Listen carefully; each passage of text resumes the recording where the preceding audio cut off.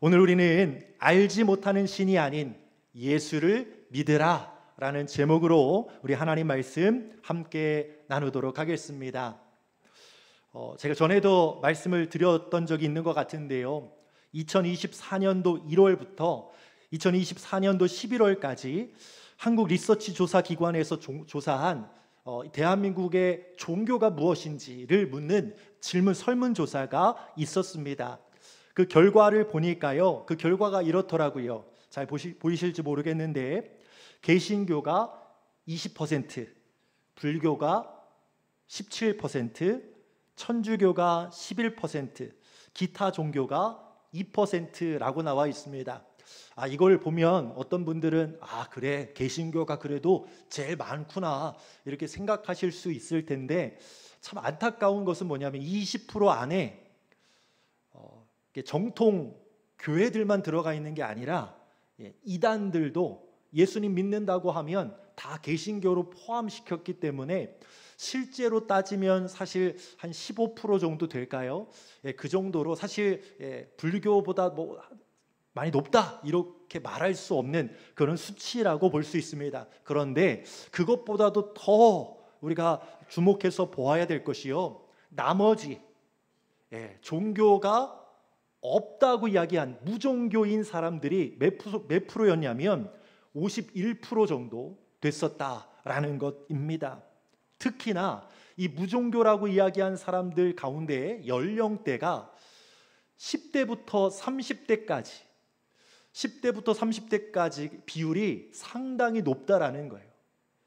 51% 가운데 10대가 가장 높고요, 20대가 그 다음, 30대가 그 다음이었다라는 것입니다. 그러니까 지금 연령이 한 40대 이상, 60대, 70대, 80대이신 분들은 종교를 많이 가지고 있으시다라는 거예요. 근데 앞으로 젊은이들은 점점 이 종교, 믿음을 갖는 사람들이 더 적어질 것이다 라고 조사가 나왔다라는 것이죠. 이런 설문조사와 비슷하게요, 실제로 교회에서 청년부, 학생부, 교회 학교가 사라지고 있는 교회들이 상당히 많아지고 있습니다. 물론 출산율이 떨어지고 있으니까 그런 것도 한몫하는 것이기도 하지만요, 실제로 교회를 떠나는 젊은이들이 상당히 많이 나타나고 있는 시대가 바로 오늘날의 시대입니다. 여러분, 참 긴장해야 될 것 같아요. 우리의 자녀들의 세대 가운데서는 이 수치가 더 많아지게 될 겁니다. 무종교인 사람들의 비율이 훨씬 더 높아지게 될 거예요. 참, 그런데요, 신기하게도요, 이 젊은이들이 있잖아요, 종교를 갖지 않는 이 젊은이들이 어떤 거에 관심을 갖는가 보았더니요, 여러분, 사주와 타로 같은 거, 점 보는 거 있잖아요. 이 점 보는 비율들은요 훨씬 더 높아지고 있다라고 이야기합니다. 10대부터 30대까지 거의 한 60%에서 70% 이상이 점을 본 적이 있다라고 그렇게 이야기했다라는 거예요. 참 이상하지 않습니까? 종교로부터는 떠나는데요, 오히려 점치는 것은 많아지고 있는 시대가 오늘날의 시대라는 거예요. 참 아이러니한 시대입니다.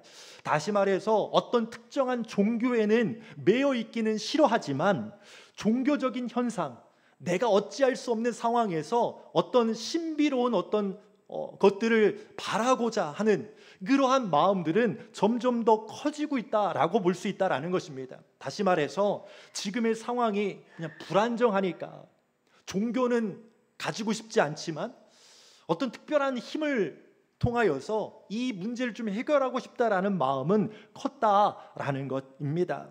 여러분, 이처럼 사람들은요, 아무것도 믿지 않는다, 나는 나만 믿는다 라고 말은 하지만 여전히 인간이 아닌, 자신이 아닌 신을 찾고 있다라고 말할 수 있는 것이지요. 근데 문제는 뭐예요? 자신이 알지 못하는 신은 찾고 있지만 참된 하나님은 알지 못한다라는 거예요. 참된 하나님이신 예수님, 그 하나님은 알지 못하고 눈에 보이는 우상, 자기 마음대로 인간이 만든 신, 거기에 매달리고 있는 그러한 모습들이 오늘날 더 많아지고 있다라는 것입니다. 아마도 시간이 지날수록 이러한 현상들은 더 심각해질 것입니다. 교회를 떠나는 사람들도 많아질 것이고 미신적인 우상신들을 찾는 사람들 점점 더 많아질 것입니다. 여러분, 오늘 본문에 등장하는 아테네라고도 이야기하는 이 땅 사람들이 그랬습니다.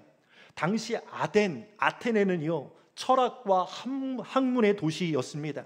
그리고 수많은 신상과 제단이 가득했던 나라가 아덴이라는 나라였습니다. 오늘날의 시대와 참 닮아 있지 않습니까? 철학 자체가 인간의 학문이에요. 사람을 연구합니다. 사람의 이성으로 판단하는 그러한 학문이 철학이죠. 근데 신기하게도 신상들이 많았다라는 거예요. 우상을 섬기는 사람들이 많았다라는 거예요. 참 이러한 모습들이 많은 나라가 아덴이었다라는 것입니다. 심지어 아덴에는요, 사람보다 신상이 더 많았다라고도 말할 정도로 그렇게 많은 신상들, 많은 신을 섬기고 있었다라고 볼 수 있는 것이지요. 그래서 사람들은 아덴에 대해서 이렇게 이야기도 합니다. 나라는 빼앗겼지만 오히려 철학과 문화와 종교는 로마까지 점령해 버렸다라는 말을 하기도 합니다. 그러다 보니까요, 이 아덴 사람들이 가지고 있던 프라이드, 우리가 최고다, 로마가 전 세계를 지배한다고 했지만 그 로마를 지배하는 것은 바로 우리다 라고 말할 수 있을 정도로 그 프라이드가 굉장히 강했다라는 거예요. 이러한 배경을 가지고 있는 아덴에서 바울은 복음을 전합니다. 우상을 섬기던 사람들에게 참되신 하나님을 선포하면서 예수 그리스도의 부활을 전하는 것이지요. 여러분, 이런 상황에서 어떤 결과들이 있었고 또 우리들은 이 시대 가운데 어떻게 살아가야 되고 어떤 믿음을 가지고 살아가야 되는가, 오늘 바울을 통하여, 오늘 말씀을 통하여 우리가 깊이 한번 생각해 볼 수 있는 귀한 시간 되었으면 좋겠습니다. 우리 하나님 말씀 한번 보겠습니다. 사도행전 17장 16절 말씀 같이 한번 보겠습니다. 시작. 바울이 아덴에서 그들을 기다리다가 그 성에 우상이 가득한 것을 보고 마음에 격분하여 라고 되어져 있지요. 바울은 2차 전도여행을 하면서요, 빌립보를 지나 데살로니가로, 또 베레아로, 그리고 지금 아덴까지 계속해서 복음을 전하기 위하여 전진하고 있는 상황이었습니다.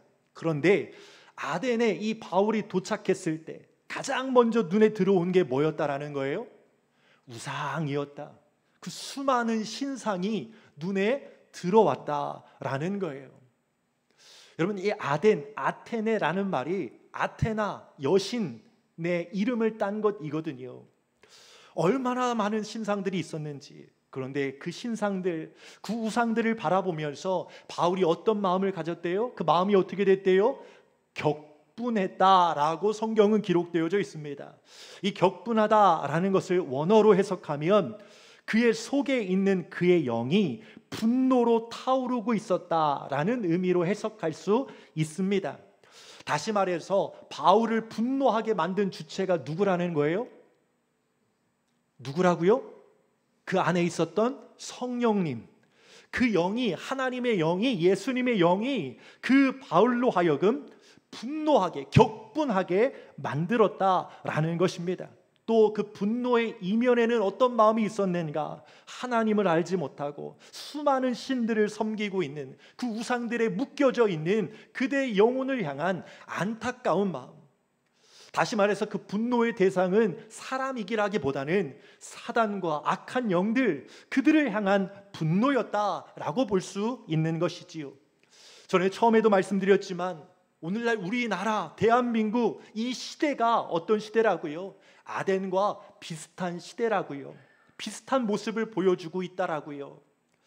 오늘날 얼마나 많은 우상들이 있습니까? 현대의 우상들은요, 사실 옛날에 어떤 미신적인 것이라기보다요, 눈에 보이는 우상들도 참 많이 있습니다. 어떤 것들이요? 돈도 있고요, 성공도 있고요, 권력도 있고요, 학벌이나 어떤 쾌락적인 것들, 심지어는 스마트폰, SNS 세상에서 인정받고 관심받는 것 자체도 우상이 되어져 버리네요. 여러분, 오늘날 젊은이들 보면요, 어떤 줄 아십니까? SNS에서 예쁘게 보이려고, 댓글 많이 받으려고, 좋아요 많이 받으려고요, 성형도요 얼마나 많이 하는지 몰라요.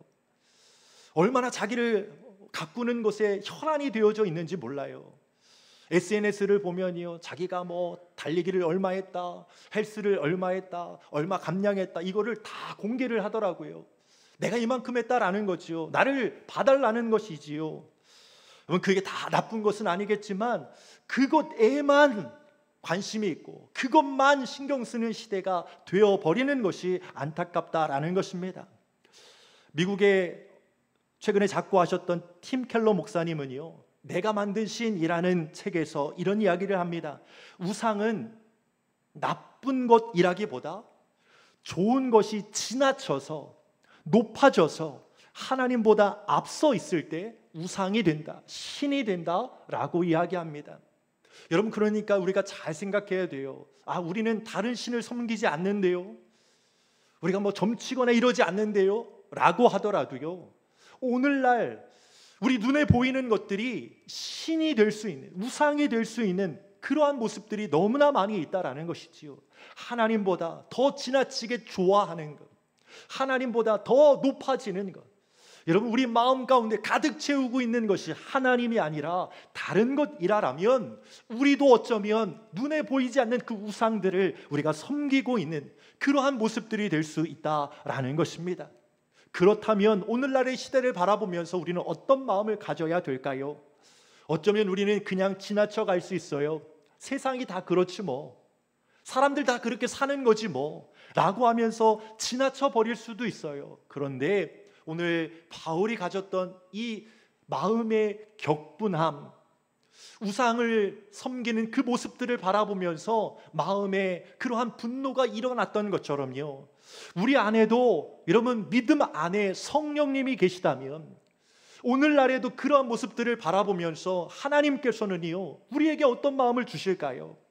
동일한 마음 아닐까요? 바울에게 주었던 그 마음이 우리에게도 있어야 되는 것 아닐까요?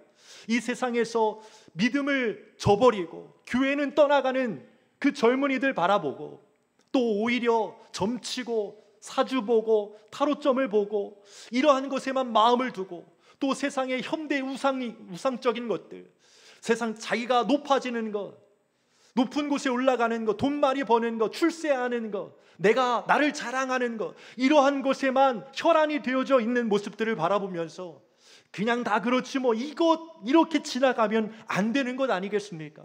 우리의 마음에 이러면 안 되는데, 안타까운 마음, 참된 진리, 참된 복음, 예수님을 믿어야 되는데 라는 그 마음, 여러분, 그 마음이 우리 가운데 있는 것이 당연한 것입니다. 우리 가운데 그러한 마음, 안타까운 마음이 가득할 수 있기를 소망합니다. 그것이 주님이 주는 마음이다라는 것을 아셔야 됩니다. 만약에 우리가 그렇지 못하다면 어쩌면 우리 안에 성령님께서 계속해서 우리의 마음을 두드리고 계신데도 불구하고 어쩌면 우리도 그 성령님의 그 두드림을 외면하고 내 마음대로 살아가고 있는 모습이었기 때문에 그렇게 아무런 관심 없이 그냥 대충 살아가고 있는 모습일 수도 있다라는 것을 오늘 말씀을 통하여 다시 한번 생각해 볼 수 있는 시간이 되었으면 좋겠습니다. 이어서 한번 말씀 보겠습니다. 우리 17절, 18절 말씀 같이 한번 보겠습니다. 사도행전 17장 17, 18절 말씀입니다. 시작. 회당에서는 유대인과 경건한 사람들과 또 장터에서는 날마다 만나는 사람들과 변론하니 어떤 에피쿠로스와 스토아 철학자들도 바울과 쟁론할세. 어떤 사람은 이르되 이 말쟁이가 무슨 말을 하고자 하느냐 하고, 어떤 사람은 이르되 이방 신들을 전하는 사람인가 보다 하니 이는 바울이 예수와 부활을 전하기 때문이러라. 아멘. 여러분, 바울이 그 분노하는 마음을 가지고 한 일이 무엇이었습니까? 그들과 싸우고 그런 것이 아니라 더 열심으로 그들 가운데 들어가서 복음을 전하였다라는 것을 우리는 볼 수 있습니다. 회당과 장터와 또 철학자들이 모여있는 곳, 여러분 가리지 않고 대화하며 복음을 전하였다라는 것이지요.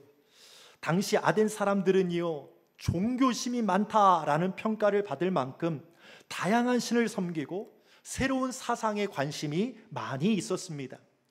여러분, 그 정도가 얼마나 심했는가 보니까요, 23절에 보면 이런 표현도 되어져 있어요. 알지 못하는 신에게라고 생긴 단이 있었다. 어떤 의미인지 아세요? 여러 신들 있잖아요.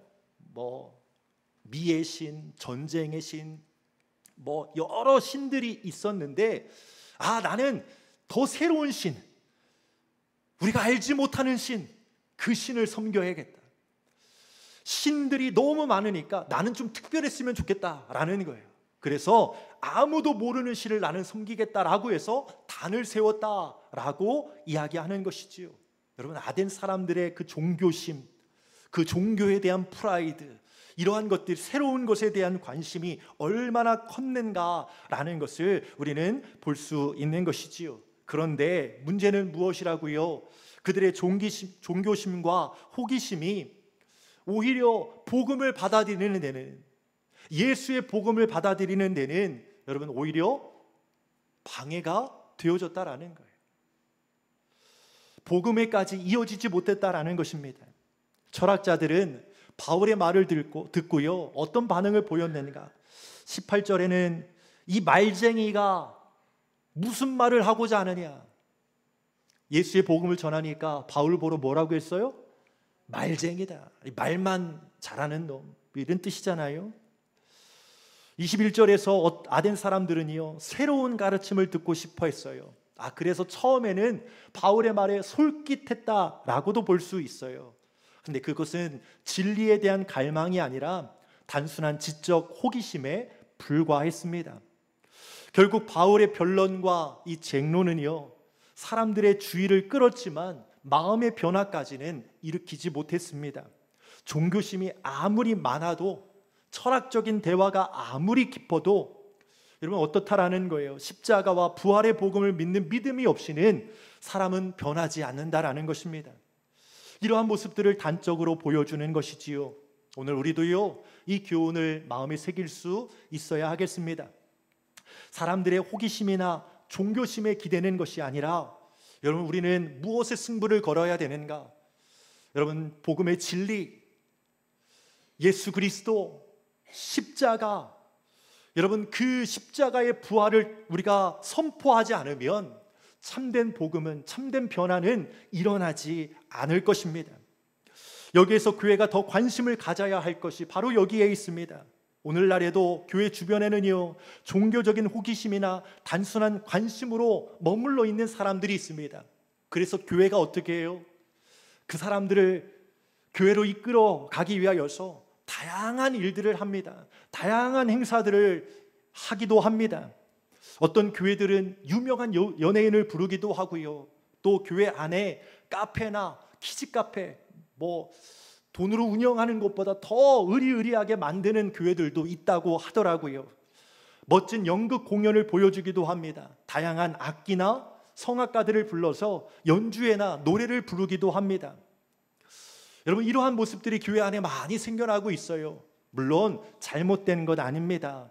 일단 사람들이 교회를 와야 복음을 전하고 변화도 일어날 수 있지 않겠는가라는 생각들 때문에 여러분, 그러한 일들을 더 많이 하고 있는 것이 오늘날의 모습이기도 합니다. 그러한 부분에서 인간적인 마음에서는요, 저도 부럽기도 합니다. 그렇게 해서라도 교회 많이 오면 좋겠다라는 생각들이 들 때가 있어요. 여러분, 지난주에도, 사실 지지난주에도 연락이 왔었어요. 전화가 왔었어요. 어떤 전화였냐면 교회 문의하는 전화였어요. 얼마나 마음이, 심장이 뛰던지요. 이런 전화가 오면 얼마나 기쁜지 몰라요. 근데 항상 전화를 하셔서 물어보는 게 뭐냐면, 첫째는 무엇이냐면 교회 성도가 얼마나 돼요? 이거 첫 번째 물어보고요. 두 번째로는 학생부가 잘 되어 있나요? 자기 자녀가 유치부면 유치부가 잘 되어 있나요? 이게 두 번째고요. 세 번째는 차량 운행은 잘 하나요? 라는 것이고요. 이러한 어떤 시설, 규모, 이러한 것들을 물어보는 것이지요. 저도 최대한 우리 교회 자랑하려고, 우리 교회는 참 교회 건물도 너무나 이쁘고요, 뒤에 보면 뭐 잔디도 있고요, 뒤에 산도 있고요, 경치도 아름답고요, 좋은 이야기 많이 해요. 그래야 올 것 같아서. 그러면 이런 이야기를 하면요, 알겠습니다 하고 끊어요. 그리고 이제 토요일 되고 이제 주일 예배가 오면 다시 한번 전화를 드리죠. 그러면 항상 돌아오는 대답이 다른 교회 좀 보고 다시 연락드릴게요 라는 거예요. 마음 심적으로는 참 섭섭함이 조금 있습니다. 조금. 많이는 아니고요, 조금 있어요. 그럴 때면 아쉽다 이런 생각들이 듭니다. 그런데 오늘 본문에서 저에게도 이야기하시고 우리 성도님들에게도 이야기하는 것이 무엇인가? 여러분, 그러한 것들보다 더 중요한 게 교회 안에 있어야 된다라는 말씀하시더라고요. 교회 안에 물론 그러한 것들이 필요하겠지만, 시설도 필요하고 여러 가지 행사도 필요하고 프로그램도 필요하지만, 중요한 것이 무엇이냐면 교회 안에 예수의 본질, 십자가라는 본질, 그 복음의 본질이 있어야 진짜 교회다. 그 본질이 있어야 사람들이 와서 변화될 수 있다라는 것을 저에게도, 우리 성도님들에게도 말씀하시는 그 음성을 저는 들었습니다. 사랑하는 성도 여러분, 다른 것 없어도 상관없어요. 근데 없어서는 안 될 것이 우리 가운데 있어야 된다라는 것이지요. 우리 성도님들에게 있어야 될 것이 무엇입니까? 여러분, 예수의 복음을 여러분의 심령 가운데 분명하게 새기실 수 있기를 소망합니다. 바울이요, 가진 것 없었지만 그 아덴 땅에서 많은 변론을 하면서 사람들이 무시했지만, 말쟁이라고, 다음에 듣겠다고 그렇게 많은 사람들이 지나갔지만, 그럼에도 불구하고 바울은 놓지 않았던 것이 있다라는 것이지요. 그것이 무엇이었다고요? 복음이라고요, 예수님이라고요, 십자가라고요. 사랑하는 성도 여러분, 여러분의 심령 가운데 예수님이, 십자가가 더욱 선명하게 드러날 수 있는 참된 믿음의 사람들 다 될 수 있기를 간절히 소망합니다. 또한요, 바울이요, 실망하지 아니하고 그렇게 무시하는 사람들에게 또 다가가서 복음을 전한 이유는 무엇이었겠습니까? 바울에게 있어서 예수님의 마음이 있었기 때문이죠. 주님께서 주셨던 사명이 있었기 때문이죠. 사랑하는 성도 여러분, 여러분들에게는 하나님이 주신 사명이 있어야 됩니다. 오늘날에요, 믿음과 사명을 별개로 여기는 분들이 계세요. 나는 믿음이 있지만 사명은 받지 않았어요. 이렇게 말씀하시는 분들이 계세요. 맞는 걸까요? 맞는 걸까요? 어쩌면 나는 그냥 마음 편하게만 교회 다니고 싶어요. 사명 같은 건 나는 모르겠고 나는 그냥 복만 받고 싶어요. 이런 분들이 계시다라는 거예요. 아니요. 여러분, 사명은요, 예수 믿는 모든 사람에게 주신 것이 사명입니다. 다시 말해서 내게 사명이 없다라고 말하는 사람이 있다면 어떻게 보면 나는 믿음이 없다라고 말하는 것과 동일합니다. 제가 이런 말씀드리면 어쩌면 이렇게 부담을 줘, 왜 이렇게 부담스럽게 말씀하셔? 라고 생각할지 모르겠어요. 여러분, 부담 가지셔야 됩니다. 부담이 없어지는 순간 우리의 신앙은요, 어떤 신앙이 될까요? 종교 신앙이 되는 거예요. 그냥 불교, 어디 천주교, 어떤 다른 종교 믿는 것처럼 교회도 그냥 그 종교 중에 하나라고 생각하면서 내 마음 편하려고, 나 복 받으려고, 나 문제 해결하려고 거기에서만 머물러서 신앙생활을 하려는 사람들이 더 많아질 것입니다. 그러면 어떻게 된다고요? 교회 안에 진리가 없어지고 예수님이 없어지고 십자가가 없어지고 사명이 없어지면 어떻게 된다고요? 오늘날 젊은이들처럼요, 더 많이 교회를 빠져나가게 될 것이고요, 더 많이 무종교인 사람들 많아질 것이고요, 교회는 미래가, 소망이 없어지는 그러한 곳이 되게 될 것입니다. 사랑하는 성도 여러분, 본질을 온전히 붙잡기를 소망합니다. 여러분이 이 자리에 앉아 있고요, 이 부담스러운 말씀을 듣는 것 자체가 어떻게 보면 참된 진리의 길로, 참된 믿음의 길로 나아가게 하시기 위한 하나님의 말씀, 하나님의 배려라고도 말씀드릴 수 있을 것 같습니다. 오늘 말씀을 통하여 부담이 된다면 더 기도하시고 하나님의 참된 진리를 깨달을 수 있는 우리 성도님들 다 되시기를 예수의 이름으로 간절히 축원드립니다. 아멘. 우리 마지막으로 31절 말씀 한 번 더 보도록 하겠습니다. 31절 같이 읽습니다. 시작. 이는 정하신 사람으로 하여금 천하를 공의로 심판할 날을 작정하시고 이에 그를 죽은 자 가운데서 다시 살리신 것으로 모든 사람에게 믿을 만한 증거를 주셨음이니라 하니라. 아멘. 여러분, 이처럼 바울은요, 예수 그리스도 그분이 누구신가, 죽은 자 가운데서 다시 살리신 것처럼 모든 사람에게 믿을 만한 증거를 누구를 통해서요? 예수님을 통해서 주셨다라는 복음의 진리를 여러분, 이 말씀뿐만이 아니라 계속해서 아덴 사람들에게 전하고 있는 바울을 우리는 발견하게 되어집니다. 그런데 마지막까지 그들의 반응이 어땠어요? 32절 보니까 어떤 사람은 뭐래요? 조롱했대요. 조롱. 32절 말씀 다 보고 계시죠? 네. 그 죽은 자의 부활을 듣고 어떤 사람은 조롱했대요. 또 어떤 사람은 내가 깨닫지 못하니 다음에 와서 다시 말을 듣겠다 라고 말하는 사람들이 있었대요. 이 아덴 사람들은 뭘로 판단한 거예요?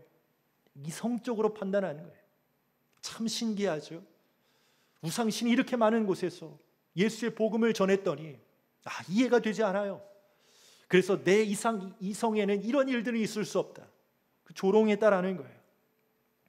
너무나 이해가 되지 않아서 다음에 다시 들어야겠다라고 말했다라는 거예요.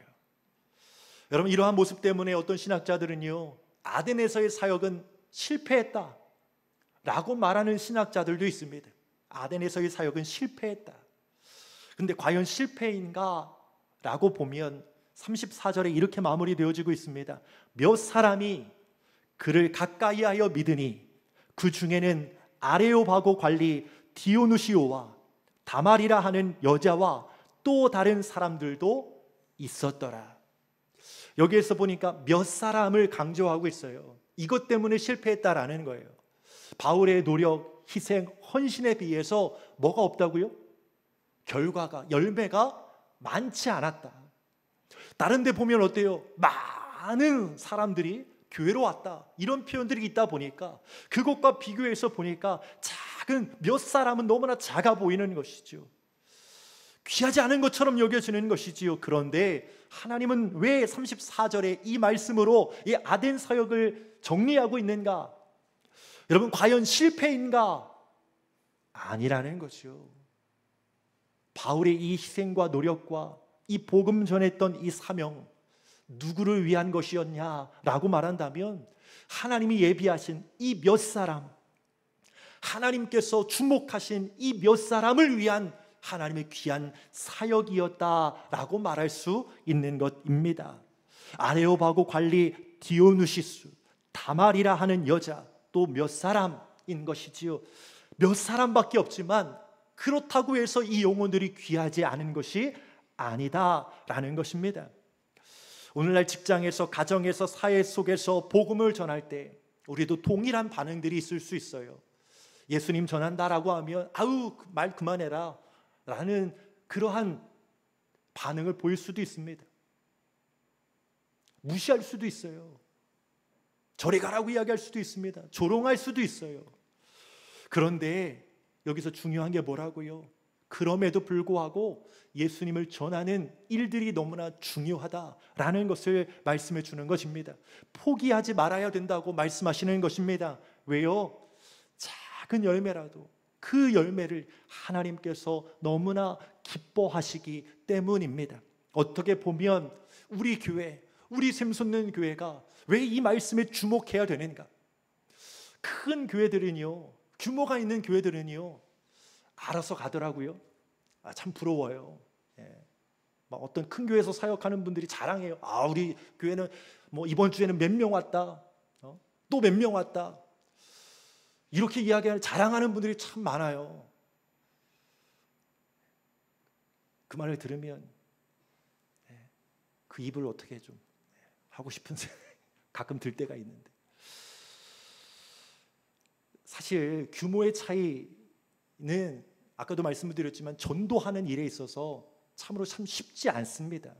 사람들의 관심이 그래도 교회를 가겠다라고 하면 많은 것이 갖춰진 교회를 가고자 하는 마음이 있기 때문이에요. 그러면 우리 교회는 그런 소망을 가지면 안 되는 것인가? 아니라는 거죠. 우리 교회에서 바울과 같이요, 어렵지요, 안 된다고 생각할 수 있지요. 하지만 그럼에도 불구하고 우리 교회가 할 수 있는 일은 무엇이에요? 복음을 붙드는 일입니다. 다른 교회들이 다른 것에 관심을 가질 때 우리 교회는요, 하나님 말씀하신 이 귀한 성경의 말씀 붙들고 하나님께서 가르쳐 주신 대로 순종하고 이 복음의 삶을 살아갈 때 우리 교회를 통하여 여러분 한 사람이라도, 한 영혼이라도 변화될 수 있다면, 그 영혼을 살리는 일에 우리가 쓰임받을 수 있다면, 여러분 중요한 게 뭐예요? 몇 명 전도했다, 이게 중요한 것이 아니라 우리를 통하여 한 영혼이라도 전도되어지고 우리를 통하여 한 영혼이 변화되어지면 하나님께서 뭐라고 하신다고요? 그 성도들을, 그 교회를 하나님은 기뻐하시고 칭찬하시고 마지막 날 주님께서 오실 그날에 그 사람들을, 그 성도들을, 그 교회를 영광스러운 자리로 올려주신다라고 말씀하신다라는 것입니다. 사랑하는 성도 여러분, 끝까지 오늘 우리에게 주신 이 사명, 오늘 우리에게 보여준 이 바울의 모습들을 통하여서 우리도 끝까지 주의 십자가를 붙들고 믿음으로 결단하면서 한 영혼을 위하여 힘쓰는 우리 모두 될 수 있기를 주 예수 그리스도의 이름으로 간절히 축원드립니다. 아멘. 우리 시간 함께 들은 말씀을 가지고 기도했으면 좋겠습니다. 오늘 말씀이 우리 성도님들에게 어떻게 다가왔을지 모르겠어요. 여러분, 오늘 말씀 하나라도 붙들고 기도했으면 좋겠습니다. 첫 번째, 바울은 여러 우상들이 세워진 아덴 땅을 바라보면서 경노했다, 분노했다라고 이야기합니다. 첫 번째 기도할 것은 우리의 마음에 그러한 이 세상의 안타까운 현실을 바라보면서 분노하는 마음으로, 안타까운 마음으로 기도할 수 있기를 바랍니다. 두 번째는 이 세상은 다른 것들에 관심이 많지요. 믿음이 있다라고 이야기하는 사람들도 다른 것에 더 관심을 가질 때가 있습니다. 하지만 그곳에 따라 나아가는 것이 아니라 우리 교회가, 우리 성도님들이 붙들어야 될 것은 무엇인가? 복음의 진리임을 깨닫게 하여 주시고 온전히 복음 붙들고 예수의 십자가를 가지고 나아갈 수 있는 우리 교회와 우리 성도님들 될 수 있게 하여 달라고. 마지막으로는 한 영혼을 위하여 우리 교회가 세워졌음을, 적은 영혼이라도 귀한 열매를 하나님께서 기뻐하신다는 사실을 가지고 믿음 안에 바로 세워지게 하여 주시고 그 복음을 통하여 한 영혼이라도 변화되어지는 역사가 나타날 수 있게 하여 달라고. 우리 세 가지 기도 제목을 가지고 간절함으로 주여 한번 외치고 기도하도록 하겠습니다. 주여